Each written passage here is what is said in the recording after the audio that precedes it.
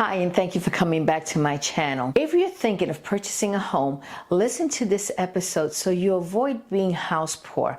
I'll explain 9 reasons why so many buyers experience buyer's remorse shortly after purchasing a home. Number 1, not understanding your monthly payments. A buyer should understand their monthly payment will increase and why. Let me explain. Monthly payments consist of principal, interest, taxes, insurance, sometimes private mortgage insurance, and homeowners association fees, although it's not paid to the bank, but it's still a housing expense that will increase. If a buyer chooses a fixed interest rate, the rate will never change. In fact, the interest rate is the only constant, but everything else can change and most likely will increase. Taxes and homeowners insurance will fluctuate once a year to accommodate higher property taxes and once a year to accommodate higher insurance payments. I say higher because I can almost assure you they will increase year after year. In Florida, taxes are due every year by December 31st. Homeowners insurance is renewed annually on the anniversary of your closing date. And due to Florida's insurance crisis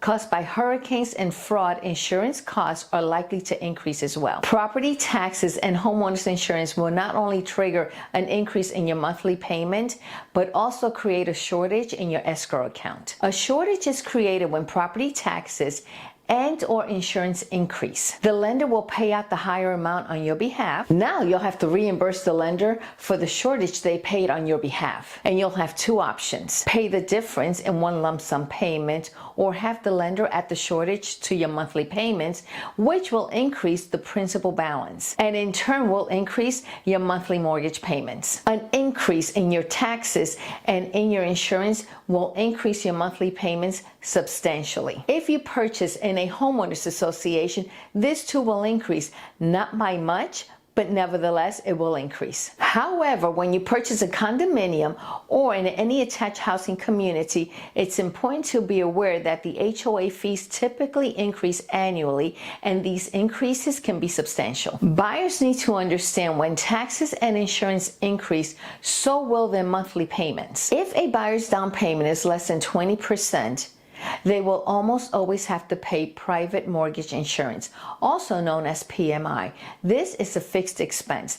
PMI does not fluctuate, and if you get a conventional loan, you can almost always have it removed after your home reaches 20% equity. If a buyer's down payment is 20% or more when they first purchase the home, they will not have to pay PMI. Second regret, overpaying for a home. Let's talk about where I see this happening and what you should be aware of before signing on the dotted line. New homes versus resale homes. Overpaying for a home is more common with new construction compared to resales. When purchasing a resale, the buyer selects the bank they want to work with, not the seller. The bank the buyer chooses will order the appraisal. The appraiser's job is to protect the bank from lending more than the home is worth, which in turn protects the buyer. When a buyer visits a builder's model center and decides to purchase a new home, they sign a contract with the builder. The builder already has an in-house lender, and the builder will insist the buyer obtains the loan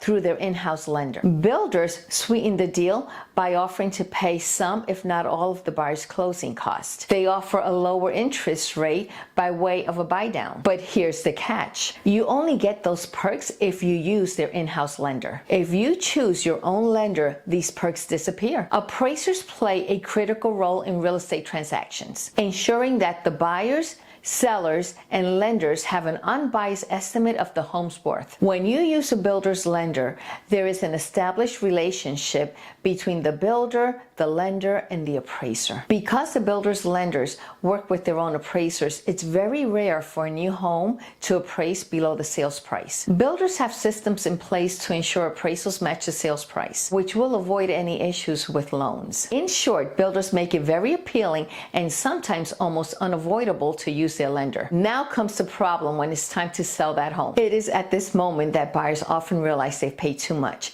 because either they over-improved the home at the design center when they were building the home, or because they purchased in the wrong location. They now realize they are the most expensive home in their neighborhood, a situation you always want to avoid. Over-improving a home is a major factor when purchasing new homes. What I see now are builders enticing buyers by offering interest rate buy-downs, sometimes as little as 5%. Let me give you an example as to what that looks like. Let's say you're getting a $500,000 loan. At a 7% interest rate, the monthly principal and interest payment would be $3,333. That same $500,000 at a 5% interest rate, the payment drops to $2,685. This lower mortgage payment gives buyers a false sense of extra money. Suddenly, at the design center, they were adding upgrades left and right, turning a standard kitchen into a gourmet kitchen, upgrading cabinets, adding crown molding, adding a premium sink,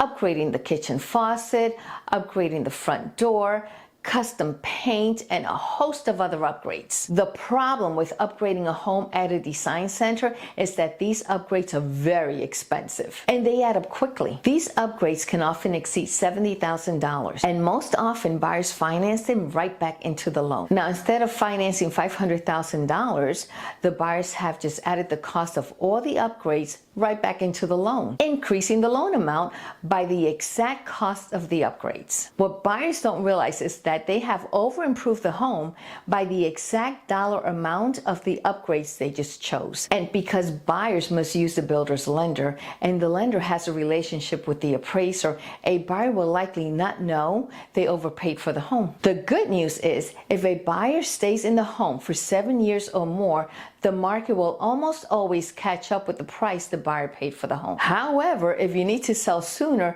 you might struggle to recoup your investment. This, of course, depends on location as well. Another scenario where buyers overpay is during a hot market, when a buyer will need to pay more than the asking price and waive the appraisal. This was especially common in 2020 and 2021. Buyers were paying well above asking price. Many purchased in highly desirable neighborhoods and plan to stay in their home long term. Thankfully, these buyers have benefited from increasing home values, and the market has caught up to what they paid. If you're knowingly paying a premium for your home, whether it's due to upgrades or competition, you need to be confident that you will keep your home for a long time. Real estate is a long-term game, and over time, markets tend to reward patience. Hi, my name is Evelyn Malave, broker associate with LPT Realty. I've been selling homes in Central Florida since 1989. If you're thinking about buying or selling a home, I'd be truly honored to be your trusted realtor. Now back to more buyer regrets. Number 3, maintenance and renovations. Many home buyers may not fully grasp the potential scope of maintenance and renovations and the costs associated with home ownership. Even homes that appear in move-in ready condition can conceal underlying repairs or update needs, such as a roof repair, HVAC system replacement, outdated electrical systems, and plumbing issues. These unexpected needs often lead to unplanned expenses and can quickly strain finances, especially if a buyer has not set aside funds for repairs or renovations. The combination of sudden cost and time-consuming projects can create significant frustration and financial stress. To prevent these surprises, it's essential to invest in a thorough home inspection, which can help reveal hidden issues and establish both a maintenance and a renovation budget to better manage future expenses. And you need to pay special attention to that home inspection when purchasing a home from a flipper. Number 4, high monthly payments. Don't purchase a home that maxes out what the lender says you qualify for. Lenders base their qualification on gross income. That's what you earn before paying taxes. And they don't factor in real life expenses. Sure, you might qualify for a $5,000 monthly payment, but think about everything else you pay for, like taxes on your income, your cell phone bill, cable, internet, car insurance, tolls, gas, life insurance, utilities, groceries, fun stuff like a day at Disney or just grabbing a cup of coffee. Lenders only take into consideration debts on your credit report, not your day-to-day cost. I always tell buyers, leave room in your budget for life, not just your mortgage. When I work with buyers, I ask them to list all their monthly expenses, even fun stuff like going out or saving for emergencies. Then I have them figure out a house payment they feel comfortable with, and it's almost always less than the qualification they got from the lender. And then we go look at homes based on what the buyers feel a comfortable monthly house payment is. Number 5, compromising on location. Sometimes buyers settle for less ideal location to stay within their budget or to get a larger home within their budget while sacrificing location. I see this quite often. I just sold a home in Cocoa Beach and both buyers work in Orlando. I clearly told them the commute would be a nightmare. Not to mention homeowners insurance will always be at risk and the increases would be astronomical. I advised them they will need to keep the home for at least 7 years before they can break even and perhaps have a little profit. But they wanted to be closer to the beach and there was nothing else I can say. The long distance commute and the yearly increases on their homeowners insurance will likely cost them buyer's remorse. When you compromise location, you may end up in an undesirable school district. Prioritizing location, I believe, is the most important aspect of purchasing a home. Before signing the purchase contract, weigh your compromises carefully. Number 6, lifestyle changes. Buying a home is exciting, but if too much of your income goes towards house expenses, leaving your house poor, it can really change your lifestyle, and not for the better. You might feel like you're working just to pay for the house, leaving little room to enjoy things you once loved. For example, the dream of ownership is about hosting family, friends, getting a pet, and feeling financially secure. But not having a clear handle on your finances can lead to stress and force you to make tough lifestyle changes. Before purchasing a home, think about things like job relocation, a growing family. Can you afford your current lifestyle after purchasing a home, or other changes that can affect your needs? Number 7, purchase to buy quickly, and it will almost always lead to remorse. A seller's market can push buyers to rush their decision. Buyers may overlook important factors in their eagerness to secure a property. You need to fully understand all the aspects. Does the house meet the entire family's needs? Bedroom sizes are often overlooked, only to regret it as soon as they move in. Distance to work and school for the kids. Before you commit to a location, you should know how far schools are. And if your kids are riding the school bus, you would want to know what time they need to be at the school bus stop. I often see elementary school-aged children at the bus stop at 6 a.m. You definitely want to know the age of the major components of the home, like the HVAC system, plumbing, the roof, and the hot water heater.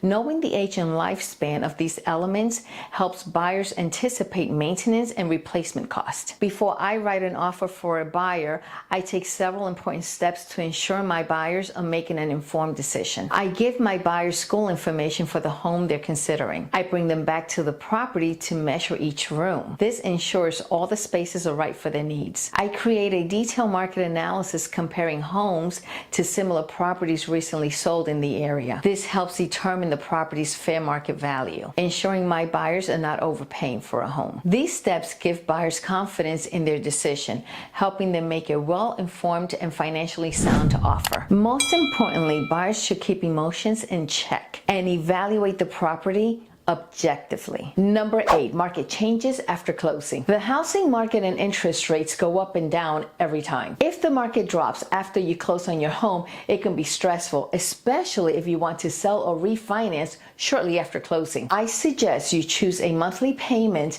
with a fixed rate interest rate that you can comfortably afford. I've been selling homes now over 3 decades, and every buyer I've known with a variable interest rate has had buyer's remorse. Don't max out the qualification the lender has given you. It's risky to stretch your budget, especially hoping to refinance after closing.